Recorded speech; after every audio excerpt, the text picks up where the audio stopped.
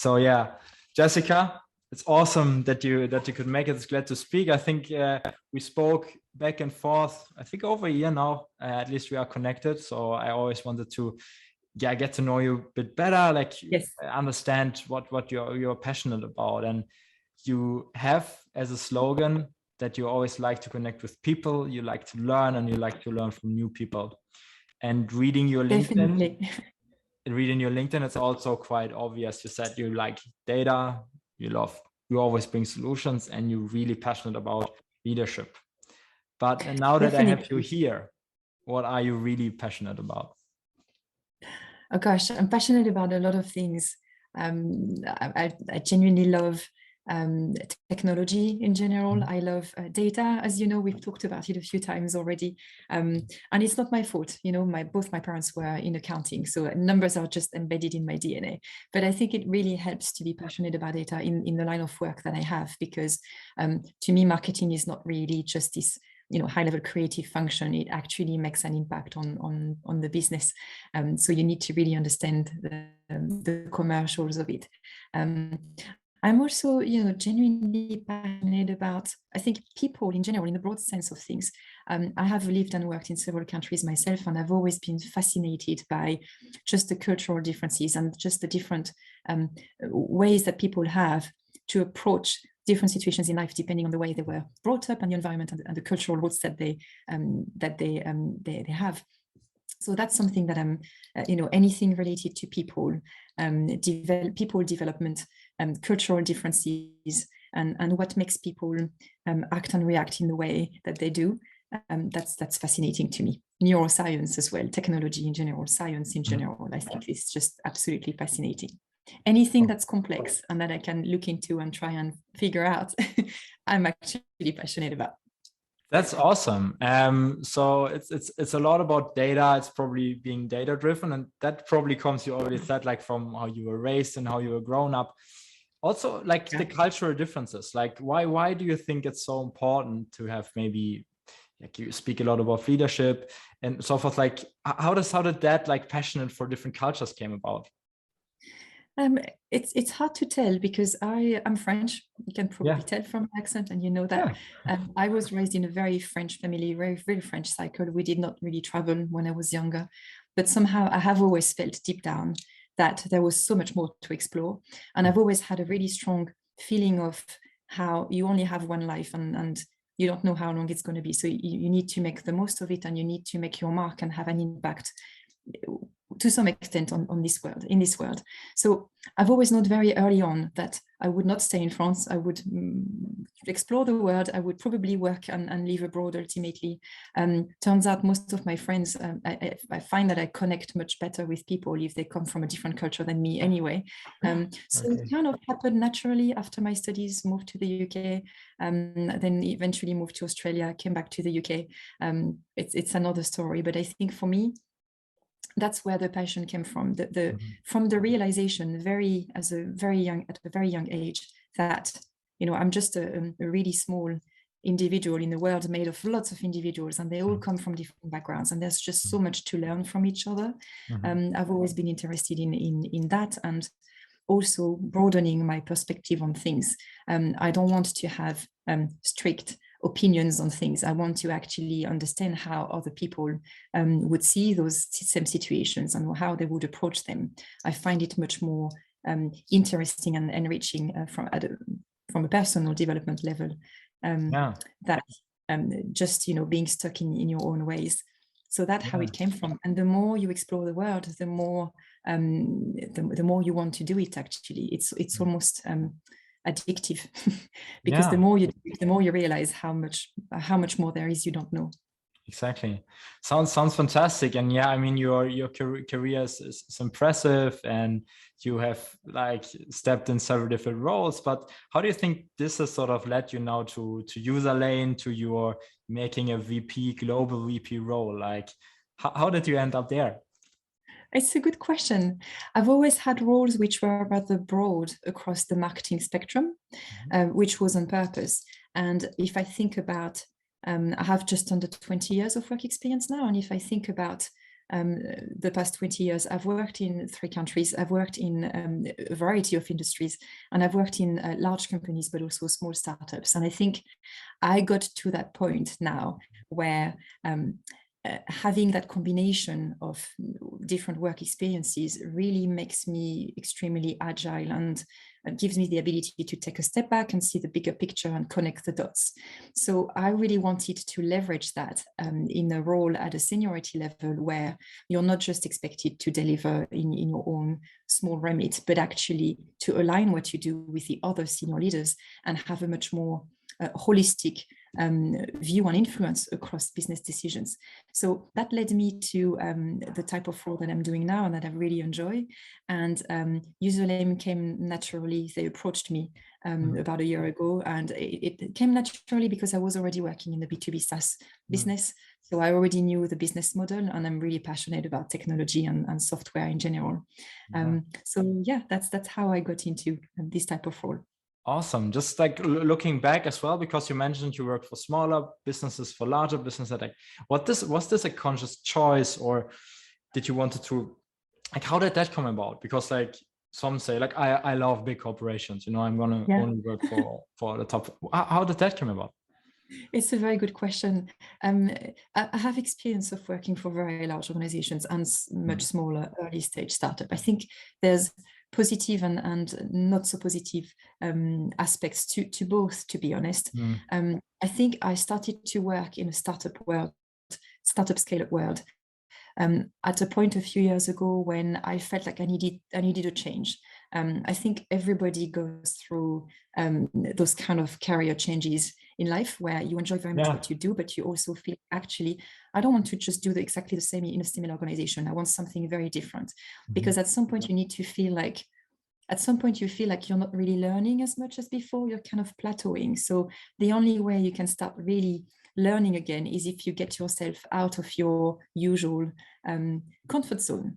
And prior to, I've been in a startup scale-up world for a few years now, and prior to that I was working for a very large organization, which was very good in many ways.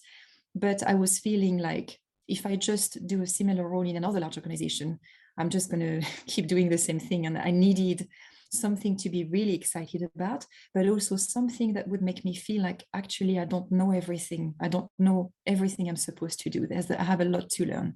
That's something that's really exciting to me and really appealing. So that's how I got into the startup world. And what I really like about it now is how much empowered you are. As mentioned before, I don't like to be just stuck in a small marketing box. I like to be able to work a bit more cross-functionally. And you can't really do that in a large organization where everybody has a really small label and is limited to their own remits. So that's what I really like about the startup world. There's much more opportunities for you to get involved into projects outside of your comfort zone. And that's where you learn, and that's where you grow.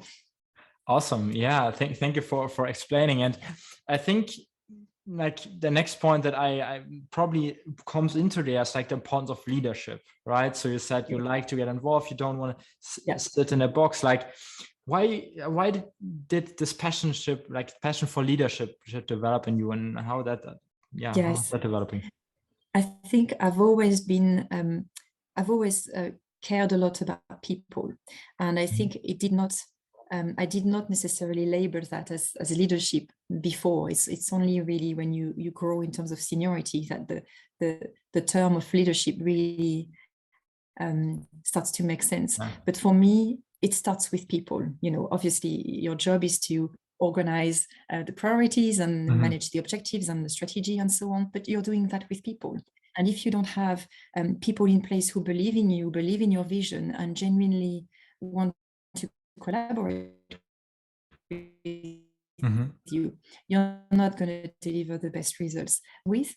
Realistically, often, you know, we spend most of our waking hours working. So very often, what determines whether you like your job or not is actually the people you're working with. You're not going to enjoy what you do if you're not working with people that you really get on well with. So for me, I've always been very sensitive to how people lead other people. If I think about my own experience over the past 20 years, I've had a lot of line managers, as you can imagine. I'm sure you've had a few as well. And not as many as you were, but I love to hear your thoughts here. Yeah.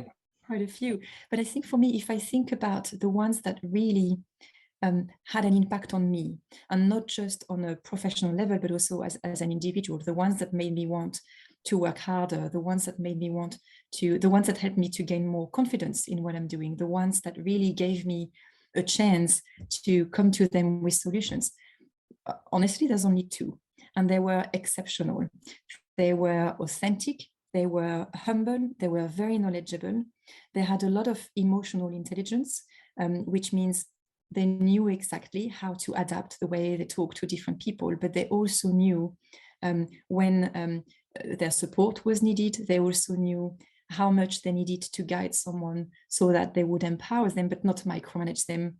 And they were also like people with very low ego. So people who would not be political, and people who would always champion their teams, always give credit to the right people, coming from a really good place, some people with very good intentions.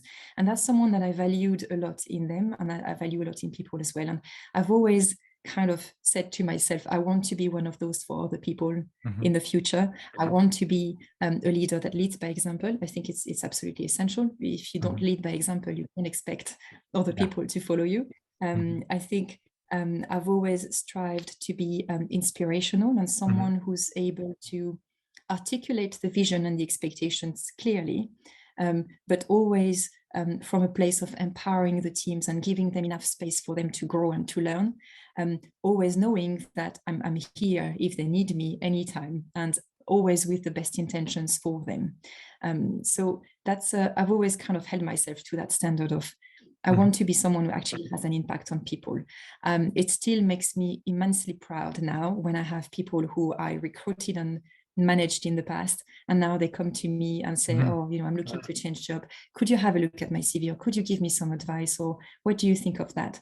That makes me so happy, because it makes me feel that actually I did a good job with them, because they still value the relationship that I've managed to build with them now. And that's very important to me. I obviously want to make an impact on business results, but for me, it's equally important to actually make an impact on people. That's part of me assessing whether I'm doing a good job or not. Awesome. So if you could break it down maybe a bit more, like what's a good leader to you, and how do you lead by example? It's an interesting one. So a good leader would be some of the things I've mentioned. Someone who has a high level of empathy and emotional intelligence, because you're dealing with people, and you can't do that if you're not able to see things from their perspective as well, with a lot of empathy and selflessness to some extent. Someone who's authentic. So I think it's all about building the credibility and the trust. People are not going to trust you if they see that you talk a lot. You talk a lot of fluff, but actually you're not really actioning anything behind. It's very much about building the relationship, and that has to come from trust. And it's a two-way thing. So for me, someone who's authentic, genuinely leads by example, follows through on what they say, and someone who's inspirational in the way that they are able to articulate to you the vision, and not just what they expect you to do right now, but actually how what you're doing right now is going to contribute to the longer term success of that project or that particular organization.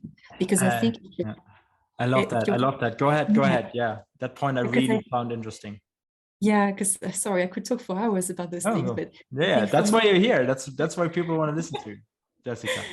If you're able to project yourself and really understand how what you're doing at your level contributes to the bigger picture, that's where the motivation comes from. I think it's very hard for someone to be motivated and excited about a project if they don't really see how that impacts the bigger picture. It's also part of, deep down as human beings, you want to feel that you belong to something that's a bit bigger than just you. So if you spend a lot of hours every day working, but you don't really see the validation of the good work you've done, because you don't see how it even moves the needle at all, it's a problem. it's definitely a problem.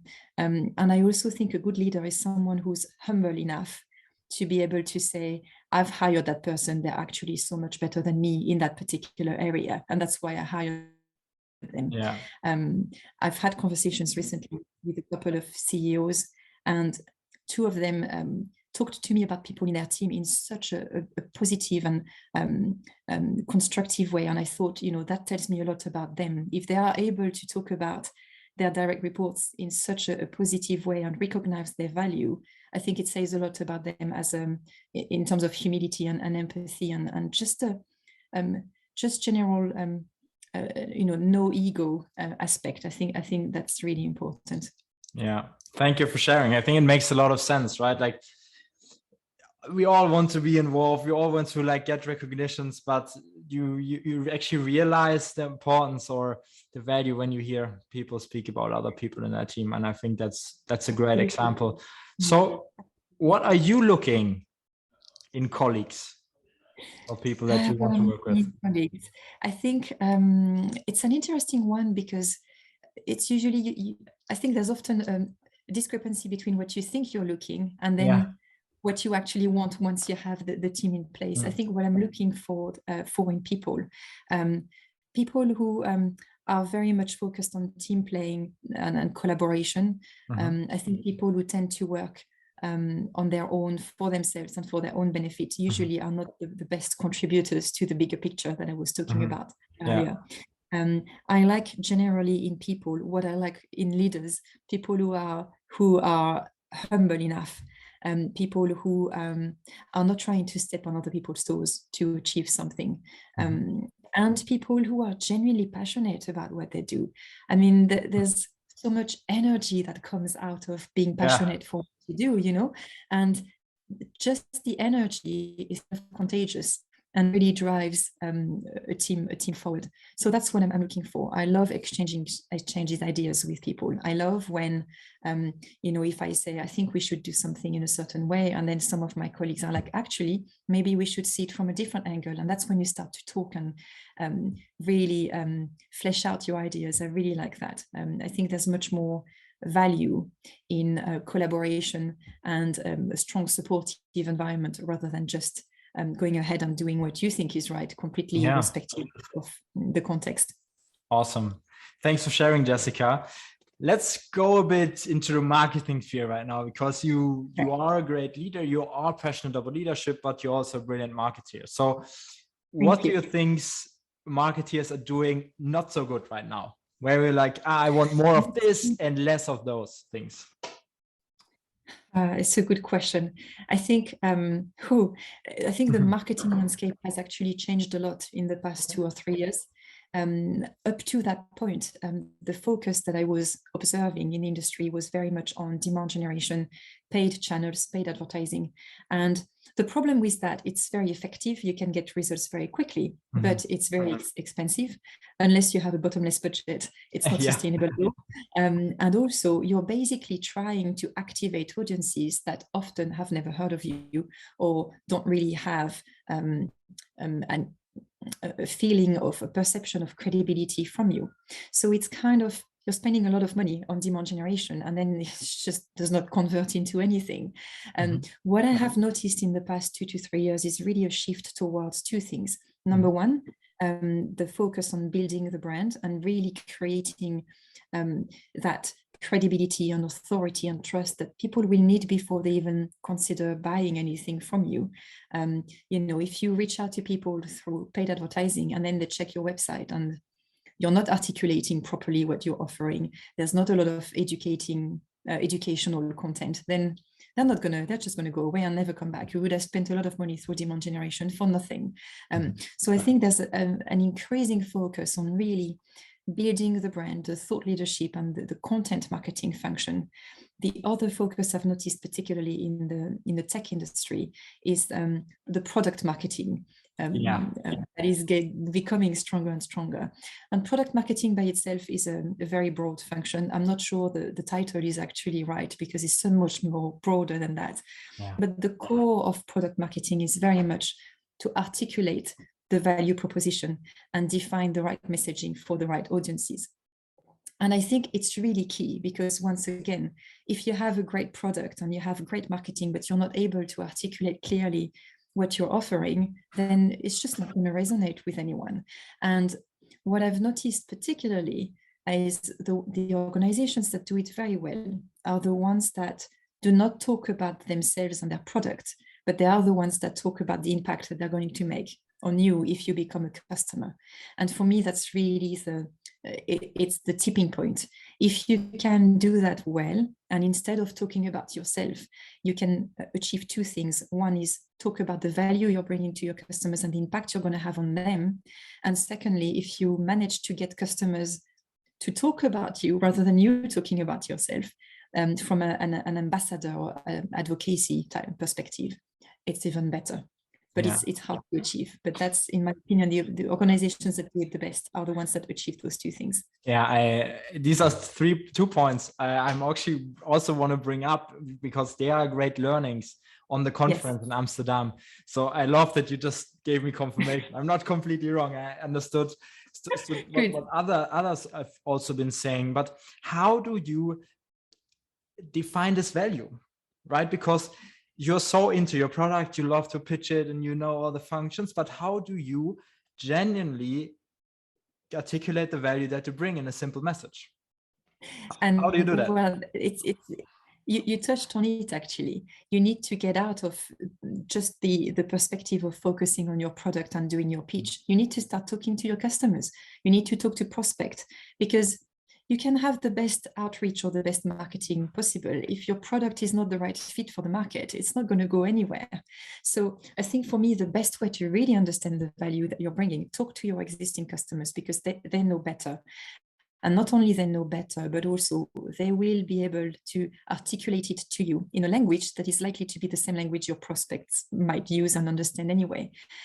So for me, it's the first thing. It needs to start from the customers and from the market. Really understand what their pain points are. What are they struggling with? Why did they even consider your product in the first place? And what are the differences they see now they are using it? And they will say that to you in their words. And their words is likely to be the words that the other prospects are going to understand. So it takes a while. And I also think that the value proposition as such is not something that's static. It's something that needs to evolve in time. And that can be tailored to different audiences. But for me, understanding the value is absolutely essential. And you need to do that by talking to customers, talk to industry experts, talk to market analysts, research how other organizations do it. It's the best way to kind of broaden your mind and not be so stuck in the pitch and in the product, because your pitch makes a lot of sense to you, does not necessarily make a lot of sense to the people you're talking to. Yeah. People like to speak about themselves and their own products, and then the prospect's like, I don't even understand the first point. Yeah, and that's not what the prospects want to hear. They don't want to hear you talk about yourself. They want to hear about how you're going to solve the big problem they have right now. And also nowadays, I think there's a lot of noise in there. Every day you get, prospective messages for a lot of vendors trying to sell you a lot of things. So you need to make the job of the decision maker easier and really articulate, okay, that's a product we have, but I'm going to tell you more about this is how I can really make a difference for you and solve all those friction points that you have, because that will make a difference, as opposed to all the emails they receive that say, I have this great product. Do you have 15 minutes to talk to me? No, you don't. You never have 15 minutes. Exactly. Never ask about time.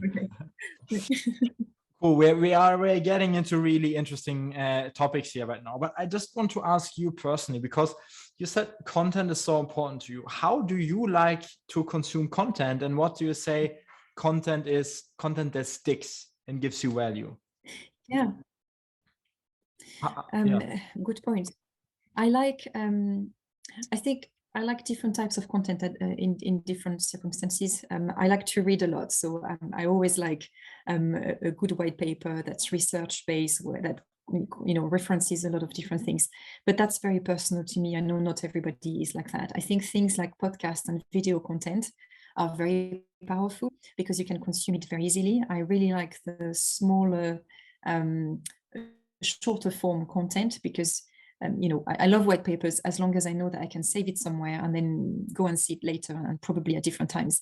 But sometimes you don't have that. So having a shorter video or a shorter piece of written content or a podcast allows you to actually do that while you're doing something else, or allows you to just get straight to the point more quicker.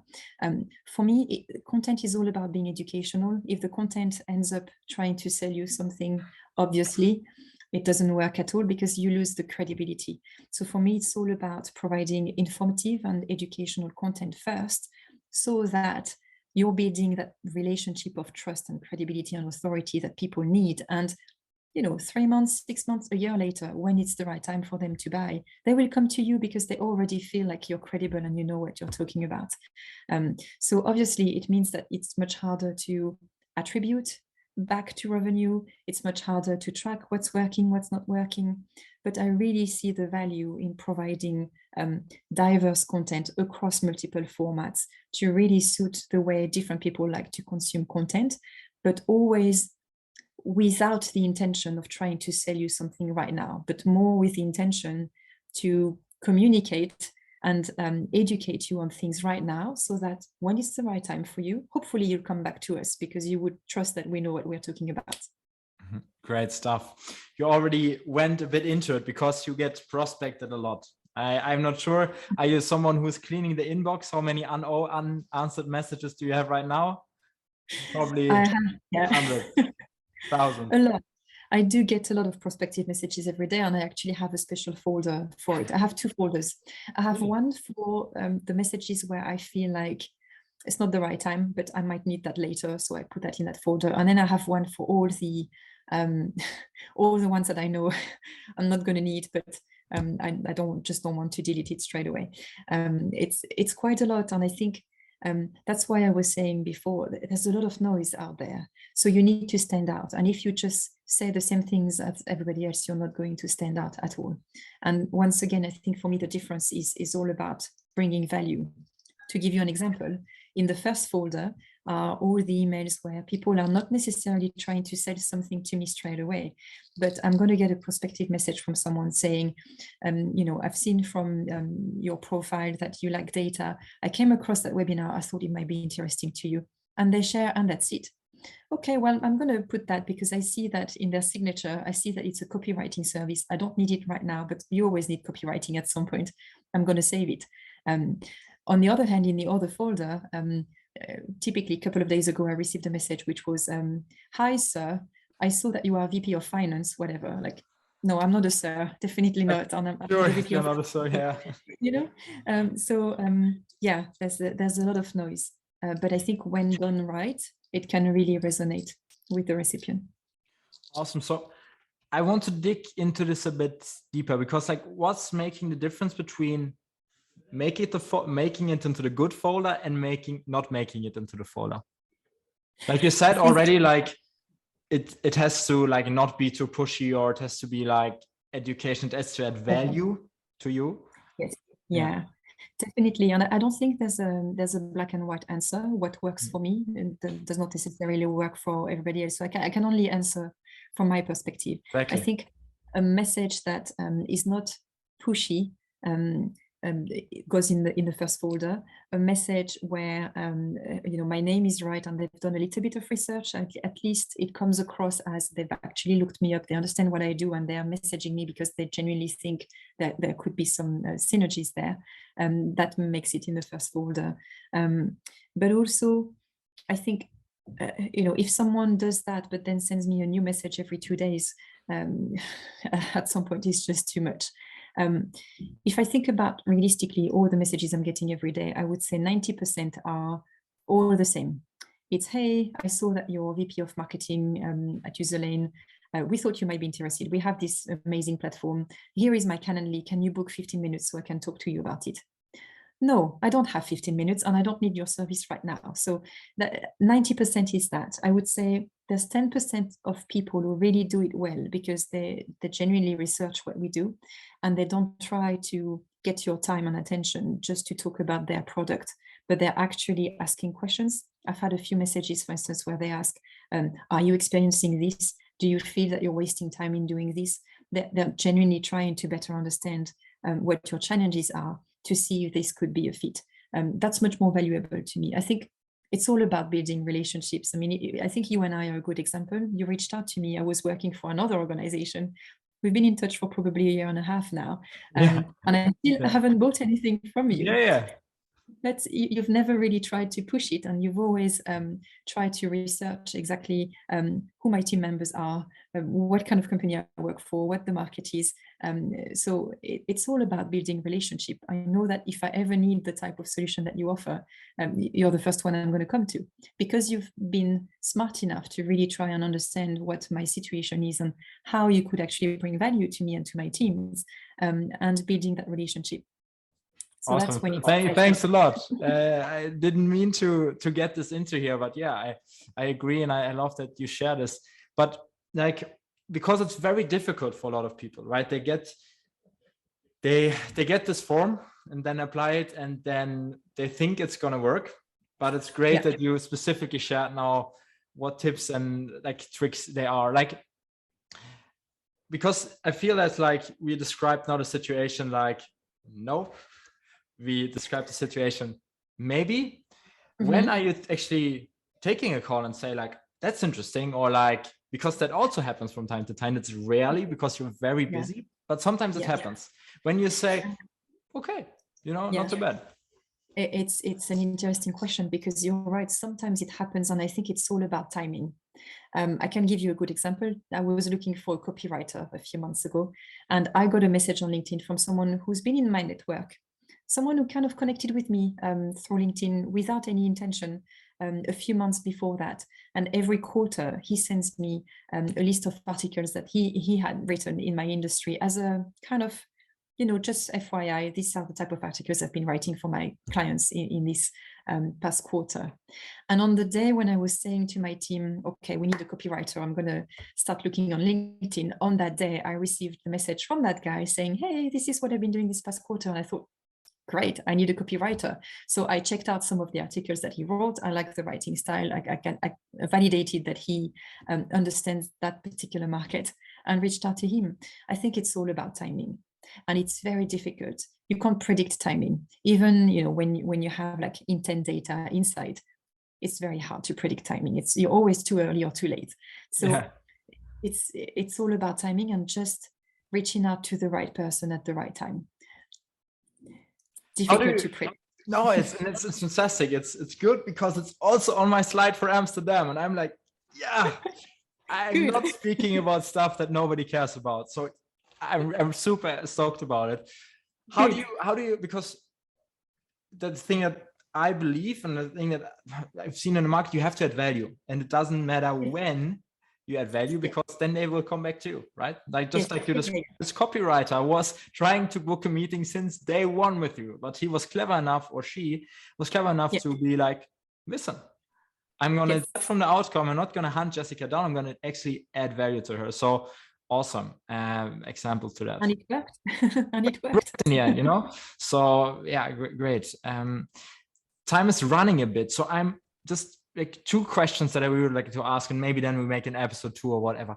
But like, if you could change or implement or do something different the way you buy software right now, what would you change, or what would you do? So from the prospect perspective. Yeah, or like in general, like when you are like, I need a new solution, or I'm looking to buy a new software, because that happens sometimes. If you change the way you're currently doing it, what would you do? I think I like to do a lot of research before I even approach different vendors. I like to do my own research. What I find really frustrating, particularly for SaaS products, is you usually talk to an SDR or BDR, but they don't want to do the demo. They send you then to an account executive to do the demo. Like, I feel like I don't have the time to have 20 meetings. So if I could change something, it's just so that in the sales motion, you would actually have someone who's able to take things a bit further than just the demo, and then it's handed over to someone else. Also, because usually you build the relationship with the first person you're in touch with. So if you build a relationship with the SDR and they are convincing enough for you to continue the conversation, you don't want to be handed over to someone else. And also sometimes I understand why. I completely understand the perspective from the sales. Don't get me wrong. I completely understand why it's been done that way. Yeah. But I also find that sometimes it's actually better to be transparent on your pricing early on, because otherwise you're wasting people time and it's not offering a good experience. And I find that often the SDRs are not allowed to share that, because you need to talk to them. They need to better tailor the package to you. Completely understandable. But from the buyer perspective, if you want to talk to 5 or 6 different vendors, you cannot spend 3 or 4 meetings, 1 hour each, if not more, with each of them. You really don't have the time. So it's all about being able to get a quick understanding of what they offer, how much it would cost, how long the implementation would be, quick enough so that, within a few hours of meeting different vendors, you can actually shortlist already 2 or 3. Awesome. So that's what I would change. I find the old model of having several people involved at different stages and little overlap between the two is difficult. Yeah, awesome. I think that's great. And it's so true, right? You don't want to get SDR'd. And Gartner just published a study that 33% of the modern buyer doesn't want to speak to a salesperson, period. No. So you don't have people like us anymore, right? And it's true, right? You have done your research, you are educated, give me the things I need to do my job. And then you want to make a decision. Yeah. You want to be more to the point. And I also think that the SDRs are much more capable than what we are expecting from them. I think a lot of the SDRs I've worked with personally would be very capable of doing a very complex demo and actually progressing the conversation further. So it's a shame not to leverage that. Awesome. Jessica, 4 minutes left. So last question, because then we have to wrap it up. What are you excited about in the SaaS industry for the next couple of years? What are you like? This development is fun. Like, wow. There's lots of things, but because of time, I'm going to give you only 2 things. Number one, there are historically SaaS businesses came from the US. A lot of the startups were funded in the US, and this past 4 to 5 years, there's been an increasing number of startups from Europe that are funded here and supported here. And I think it's an amazing way forward for the industry. I really, really like that. Also because I've spoken to a few CEOs from SaaS businesses across Europe lately, and they really know what they're talking about. They have a strong background, and they're very entrepreneurial in their approach. So it's really good that this is now recognized and validated by the funding sector. Number 2, increasingly, I've seen conversations around product-led growth. So it's not so much developing your business through marketing and sales, but actually developing a product that sells itself and that allows users to upgrade themselves. And I really like that concept, because I've always said that you can have the best marketing and sales in the world. If your product is not a good fit for the market, it's not going to go anywhere. And if you manage to get new customers, you're not going to retain them if your product doesn't meet their request. So it has to start from the product as well. You need to have a really robust product. And I really like the concept of actually optimizing the product and the user journey and user experience within the product, so that you can actually grow your user base directly from the product, because it's so amazing that people keep coming back and want to upgrade and talk about it to their peers. That's another trend that I've noticed that I'm really excited about. I'm really looking forward to seeing where this is going. So true. It gives me also, it's so true. Thanks for summarizing so nice. Jessica, thank you so much for your time. How it's been a pleasure. It was very enjoyable. Cool. I always enjoy talking to you, and really thank you for giving me the opportunity to be part of your series.